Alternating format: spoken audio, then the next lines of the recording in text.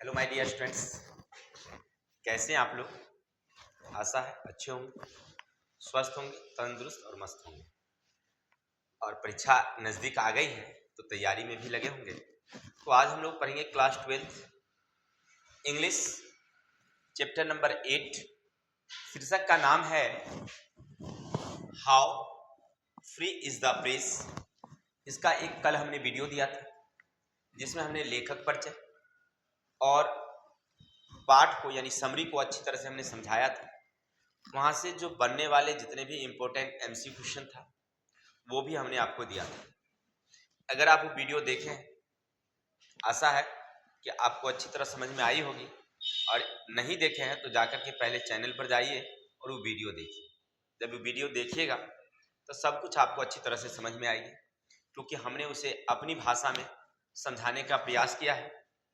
जब वो वीडियो देख लेंगे तो फिर आपको किसी अन्य इस चैप्टर के वीडियो को देखने की जरूरत नहीं होगी। तो आप थंबनेल देख करके आए हैं कि उसमें लिखा हुआ था सब्जेक्टिव, अर्थात पाठ में जितने भी सब्जेक्टिव क्वेश्चन हैं उस क्वेश्चन को आज हम लोग करेंगे। तो धैर्य बनाकर रखिए, सब क्वेश्चन होंगे, बारी बारी से होगी। जितने भी आपके पाठ में क्वेश्चन है सब होगी। तो ज़्यादा समय न लेकर के हम लोग चलते हैं क्वेश्चन नंबर 1 की तरफ।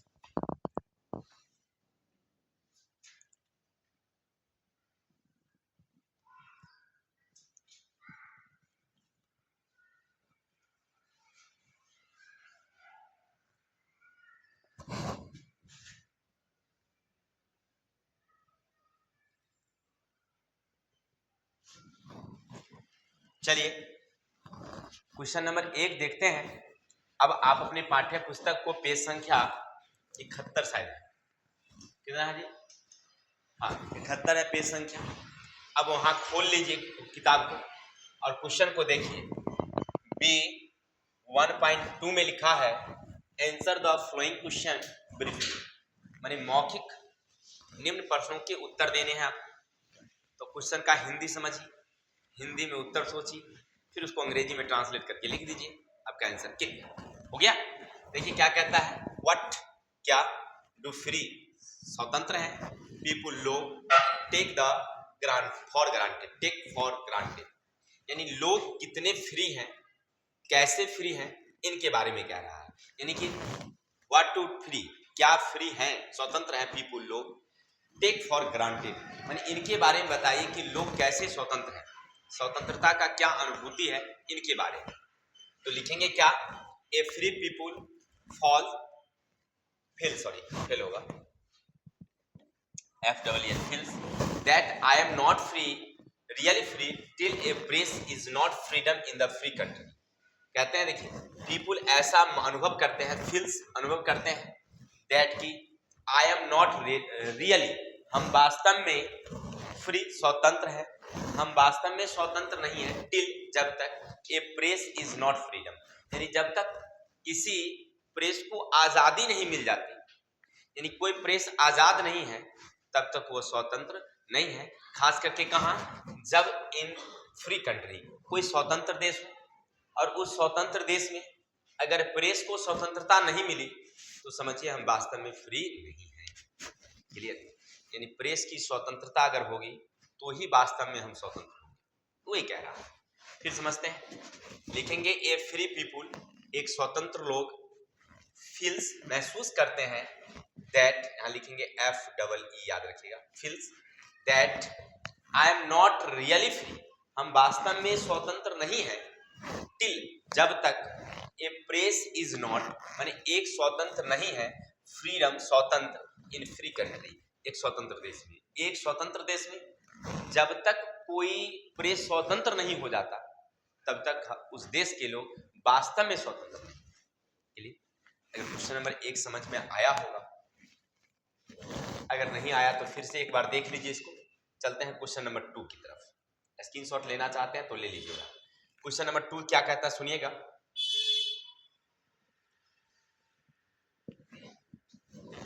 क्वेश्चन 2 है, are there restriction on press in time of war. Are miss क्योंकि एक्सुअलिटी वर्ब किसी सेंटेंस से पहले आ जाए उसका अर्थ होता है क्या। तो कहता है क्या देयर रिस्ट्रिक्शन माने प्रतिरोध, विरोध माने दबाव मतलब रोकना, ऑन प्रेस किसी प्रेस को, इन टाइम ऑफ वार युद्ध के समय में। क्या युद्ध के समय में किसी प्रेस पर प्रतिबंध लगाना क्या सही है, उचित है, आपसे पूछा जा रहा है। तो आप क्या लिखेंगे आंसर? लिखेंगे यस, हाँ। देयर रिस्ट्रिक्शन ऑन प्रेस यानी यहाँ प्रेस पर जो प्रतिबंध है वो लगाना इन टाइम ऑफ वार माने युद्ध के समय में जरूरी है। बिकॉज क्योंकि ऑन दिस टाइम इस समय में a press misuse his freedom right, वो अपनी स्वतंत्रता का दुरुपयोग करता है। इन दिस सिचुएशन माने इस अवस्था में war can grow for a long time, ऐसी अवस्था में कोई युद्ध ना लंबी खींची जा सकती है। अब मैं आपको जानकारी के लिए बता दूं, आप पढ़े होंगे क्लास 9th, चैप्टर का नाम है हिस्ट्री में प्रथम विश्व युद्ध, चौथा अध्याय। उसमें देखेंगे कि प्रथम विश्व युद्ध के कराने में वहां की जो समाचार पत्र थी उसका भी एक महत्वपूर्ण भूमिका रही। होता क्या है कि जो मित्र राष्ट्र थे जैसे इंग्लैंड, फ्रांस, वहां की जो समाचार पत्र थी वो फ्रांस के बारे में कुछ गलत गलत छापती रहती थी, ताकि फ्रांस के लोगों को जर्मनी और जो अन्य राष्ट्र है उनके प्रति ना गलत गलत भावना मन में समाये। और जर्मनी और ऑस्ट्रिया के जो न्यूज़पेपर थे वो फ्रांस और इंग्लैंड के बारे में गलत गलत छापती थी। वहां के लोग पढ़ते थे तो उन्हें आनंद तो आता था, लेकिन मन में एक आक्रोश की भावना फैलती थी। वही आक्रोश बढ़ते बढ़ते एक दिन विश्व युद्ध का कारण बना। तो वहां पर आपने देखा कि एक समाचार पत्र के मिसयूज से, जो उसको आजादी थी उसका मिसयूज कराने से क्या हुआ कि वहां पर विश्व युद्ध हो गया। तो इसी तरह से अगर कोई युद्ध चल रही हो, समाचार पत्र को आप फ्री कर देंगे तो समाचार पत्र अपने समाचार को बेचने के लिए गलत गलत बातें छापना शुरू कर देती है। अब वैसी स्थिति में क्या होगा कि लोग पढ़ेंगे और युद्ध के लिए भड़केंगे, तो युद्ध ज्यादा और लंबा खींचा देगा। इसलिए ऐसे समय पर प्रतिबंध लगानी जरूरी है। क्लियर? चलते हैं फिर समझते हैं। लिखेंगे yes, the restriction on press in time of वार, यानी कि प्रेस पर प्रतिबंध लगाना जरूरी है युद्ध के समय। बिकॉज क्योंकि ऑन दिस टाइम माने इस समय पर a press misuse his freedom right, अपनी जो की आजादी है उस अधिकार का वो दुरुपयोग करती है। इन दिस सिचुएशन, इस अवस्था में war can grow for a long time माने युद्ध ना लंबा चल सकता है। इससे बचने के लिए प्रतिबंध लगाना जरूरी है। आशा है क्वेश्चन समझ गए। चलते हैं क्वेश्चन नंबर 3। व्हाट, क्या, डू यू मीन, इसका मतलब क्या है by the term free press, माने एक स्वतंत्र प्रेस का क्या नियम है। माने कुछ तो नियम होगा ना, एक कोई स्वतंत्र प्रेस है तो प्रेस के प्रति उनकी क्या नियम है, नियमावली है, उनको बारे में पूछता है। क्या लिखेंगे? द फ्री प्रेस मीन्स, एक फ्री स्वतंत्र का अर्थ है इट इज फ्री या स्वतंत्र है टू राइट, लिखने के लिए, about the public and other matter without any obstruction by the government. माने एक सरकार के प्रतिरोध के बिना, माने सरकार कोई रुकावट नहीं डालेगी और समाचार को, जो पब्लिक का समाचार है या अन्य प्रकार की कोई भी समाचार हो, वो छापने के लिए न्यूज स्वतंत्र होती है। It is also right against the present new government, माने वर्तमान की जो सरकार है उसके विरोध में भी छाप सकती है, उसे इतना भी अधिकार दिया गया है। एक प्रेस को ये सब अधिकार है। क्या अधिकार है? कि जो वर्तमान सरकार है उसके विरोध, अगर वो गलत कर रही है तो उसके विरोध में भी वो छाप सकती है। यानी कहने का अर्थ कि प्रेस को क्या क्या आजादी है, तो वही लिखेंगे कि प्रेस की आजादी जो है एक पब्लिक या अन्य प्रकार की मैटर को वो छाप सकता है, साथ ही सरकार का जो काम है उसका भी वो विरोध कर सकती है, उसको भी छाप सकती है विरोध। फिर समझते हैं क्वेश्चन क्या कहा, व्हाट डू यू, क्या, मीन मतलब by the term of free press, एक फ्री प्रेस का क्या अर्थ होता है। तो आप क्या लिखेंगे? लिखेंगे द फ्री प्रेस मीन्स, एक फ्री स्वतंत्र जो प्रेस है, इट इज फ्री या स्वतंत्र होती है टू राइट, लिखने के लिए, about the public and other matter without any obstruction by the government, यानी बिना सरकार के प्रतिरोध किए, बिना सरकार का कोई दबाव डाले हुए, है ना, प्रतिबंध किए हुए, वह जो है ना किसी भी समाचार को छापने के लिए स्वतंत्र है। It is also right against the present government, माने वर्तमान सरकार के अगेंस्ट में भी छापने के प्रति वो स्वतंत्र होती है। तो आशा है आपको समझ में आ गया होगा। स्क्रीनशॉट लेना चाहते हैं आप ले सकते हैं। चलते हैं क्वेश्चन नंबर 4 की तरफ।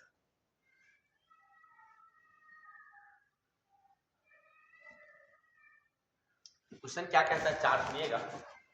लिखा हुआ who is the master state और द पीपल। स्टेट का मतलब होता है देश या राज्य, तो यहाँ पर देश का शब्द प्रयोग होगा।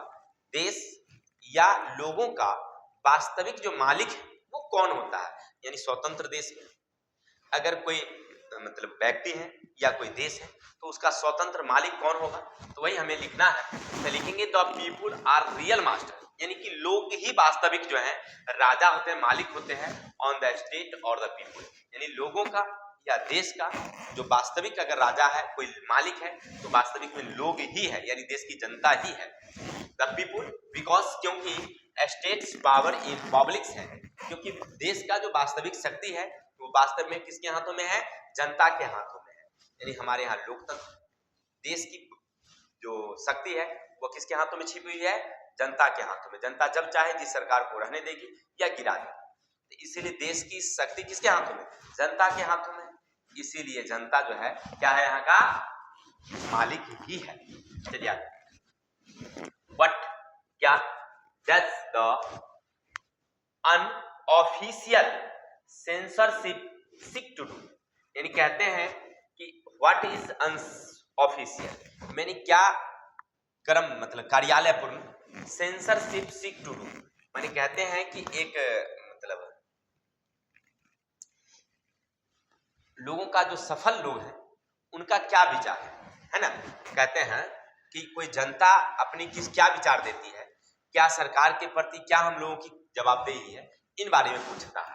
तो लिखेंगे the unofficial censorship does not effect the public, माने जनता को वो प्रभावित नहीं करती है, does not effect the public but the government are because success to know that what is the opinion of public, लेकिन यह जनता के विचार को प्रभावित नहीं करती है, लेकिन जनता क्या चाहती है, जनता का क्या विचार है, इसको समझने में हमारी स्वतंत्र प्रेस जो है मदद करती है। यानी कि स्वतंत्र प्रेस हम लोगों से क्या जानना चाहती है, क्या उसको जानकारी मिलती है।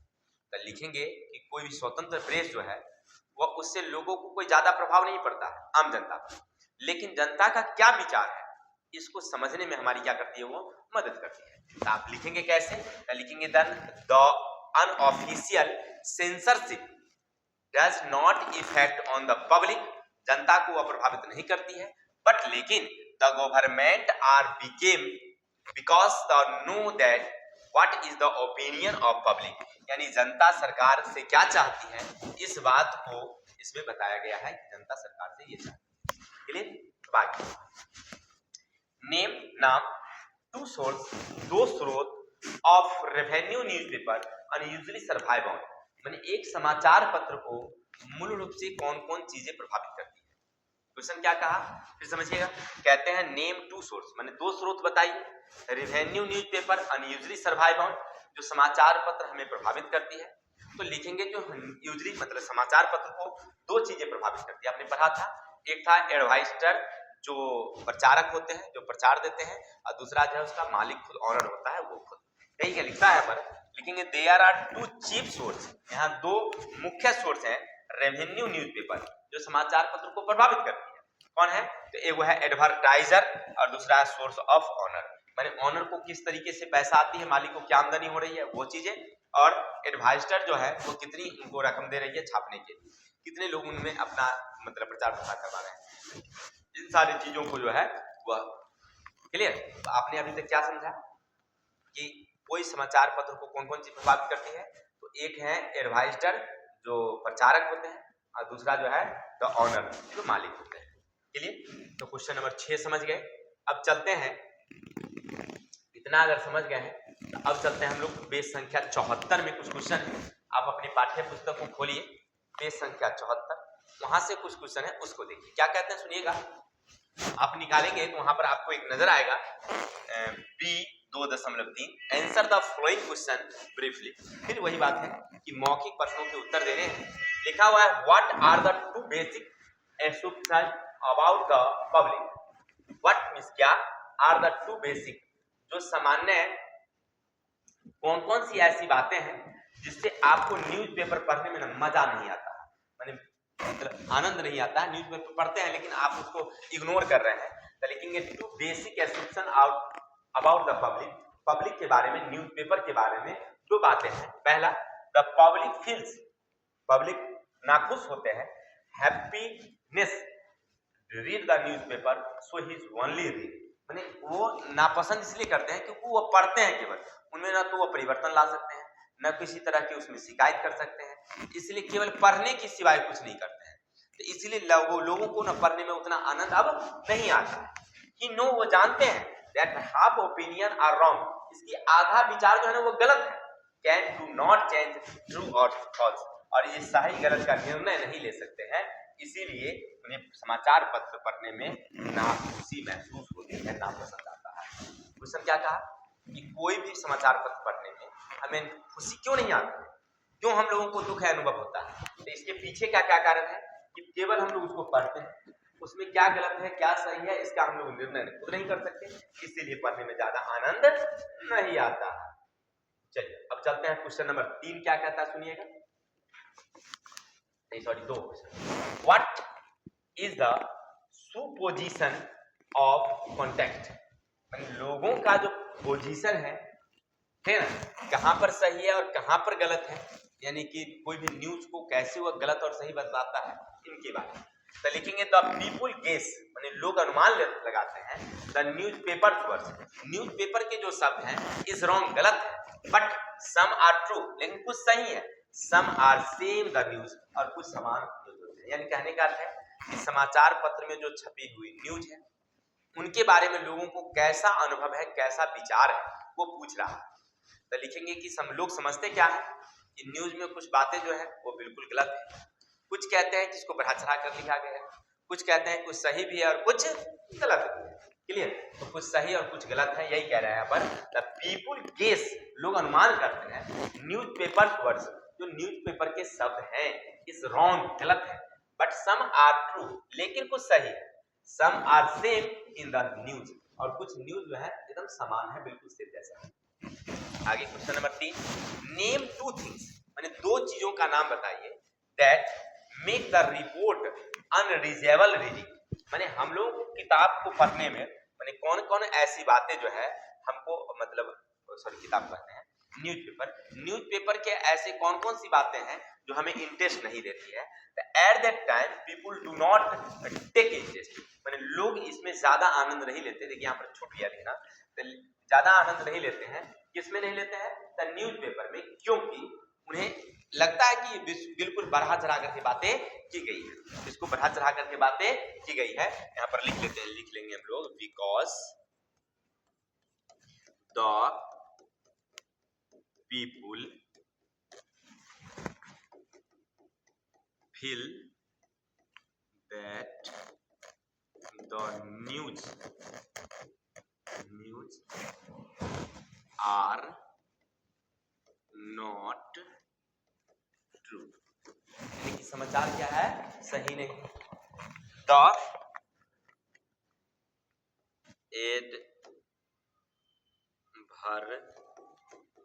advertiser publish wrong, wrong matter, माने जो गलत बातें होती हैं उसका भी वो प्रचार कर देती है, यानी कि इस बात को सोच करके ना लोग इसमें आनंद प्रदान नहीं लेते।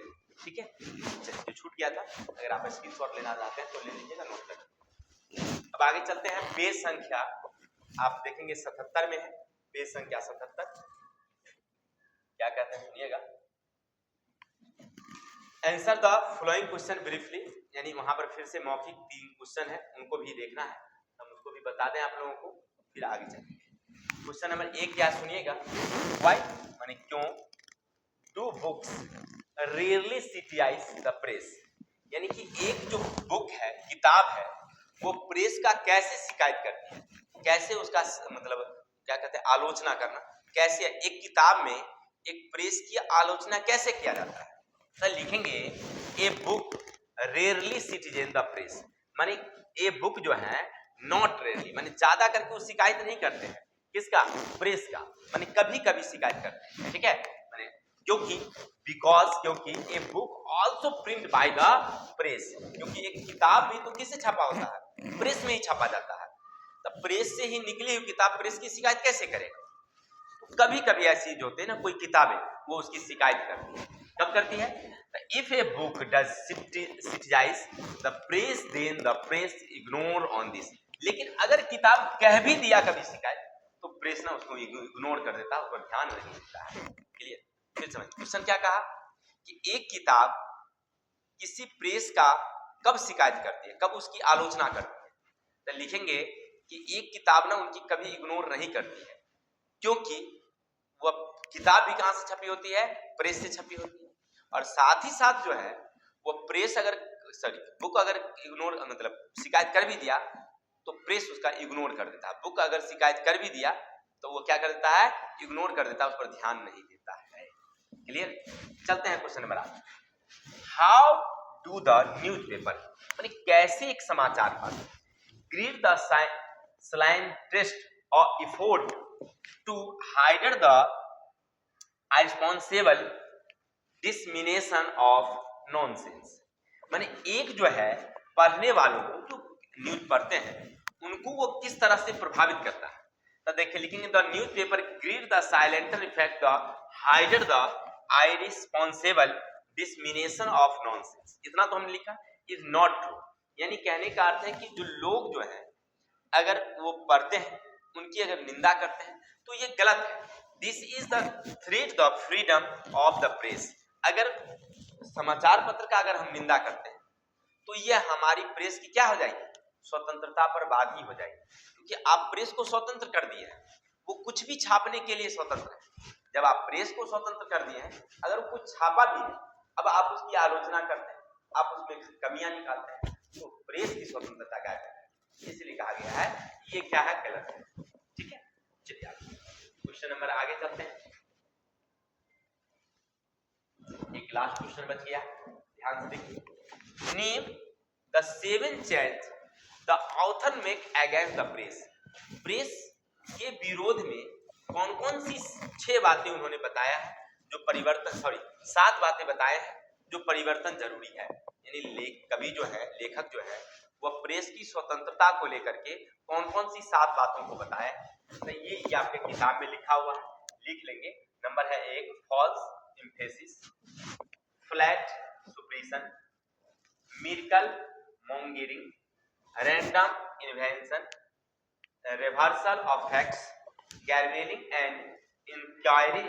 ये सब जो 7 शब्द हैं, 1 2 3 4 5 6 और 7, ये 7 शब्द हैं। यही 7 शब्द को अगर हम यूज करें तो हमारी प्रेस बिल्कुल अच्छे से चले। यानी उन्होंने बताया कि इन सब चीजों को प्रेस से अगर दूर कर दिया जाए तो हम लोग स्वतंत्र माने जाएंगे और हमारा देश भी अच्छी तरह से स्वतंत्र। क्लियर? अभी तक हम लोग पढ़ रहे थे how free is the press part के जितने भी सब्जेक्टिव क्वेश्चन थे सबको हमने आपको अच्छी तरह से समझाया। आशा है आप समझ गए हो। अगर फिर भी कोई डाउट रह गया हो तो स्क्रीनशॉट लेते चलिए और उसको फिर से एक कॉपी में नोट तैयार कीजिए, फिर उसको बनाइए और उसको ज्यादा समय मिले तो फिर एक आध बार और वीडियो देख लीजिए, सबको समझ में आ जाएगी। तो आज के लिए इतने ही रहने देते हैं, कल मिलते हैं नेक्स्ट अध्याय के साथ। तब तक के लिए हंसते रहिए, मुस्कुराते रहिए और